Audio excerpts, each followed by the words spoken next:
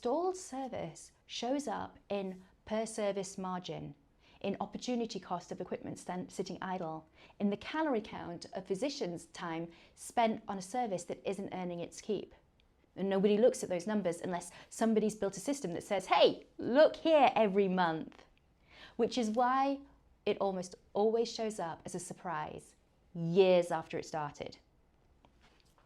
The tell here sounds like, we'd love to sell more of X, but the leads never came for it, so we quietly just stopped promoting it. That's the pattern. Every practice that's been open more than 3 years has at least one service sitting in this kind of limbo. And most of them have no idea what it's costing to keep it there. Shape 3, the stack that could tip.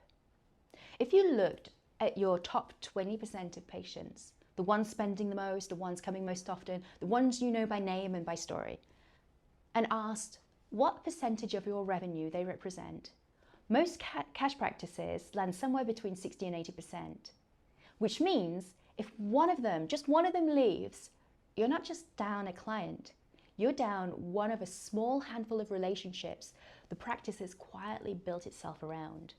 You know, their treatment plan, their family in your notes, their rebook already in your calendar.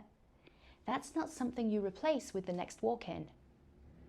I worked with a practice where the owner could name every one of her top patients.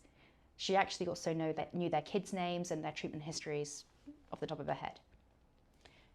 But she had no idea her slow months were quietly $40,000 below her good ones, because the top 20% relationships smoothed the average out until the month one of them didn't rebook. Practices don't usually design this. It happens by natural attrition. The patients who could go, went. And the patients who loved it are still here, and the ones who love it have organically grown into bigger and bigger customers over time. Which sounds like a success. And in a way it totally is, but also means that the practice is quietly running on a very small number of relationships. One departure, one move away, one appointment they told you didn't land, one change in their personal circumstances, and you're not just down a client, you're down a chunk of what makes the practice what it actually is. The tell here is the owner who can name the top 5 patients from memory, but can't tell you within $20,000 what the practice does in a slow month. So, 3 shapes: busy but quiet, stalled, and stacked. Most practices don't have all 3. Most are 1 clearly and maybe a hint of a second. But if you recognize your practice inside one of those descriptions, the first fix is almost never marketing. It's structural. And here's the other thing you should be aware of. The 3 shapes aren't 3 separate problems.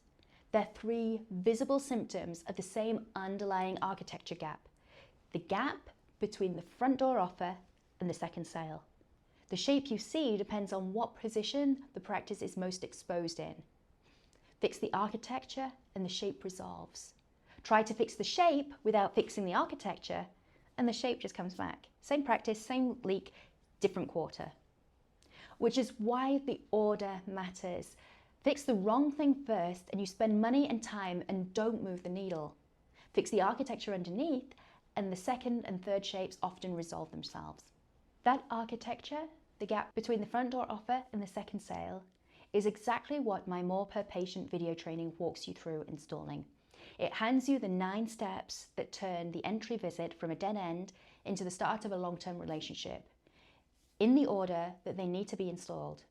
It's the same work I do with cash pay practices in year 1. Now, if you know your shape and you want to see the retention maths that goes with it, watch this next video, 40 new versus 6 old. It's the number that decides whether more leads will actually help or whether they'll just cost you more money to lose the same patients again.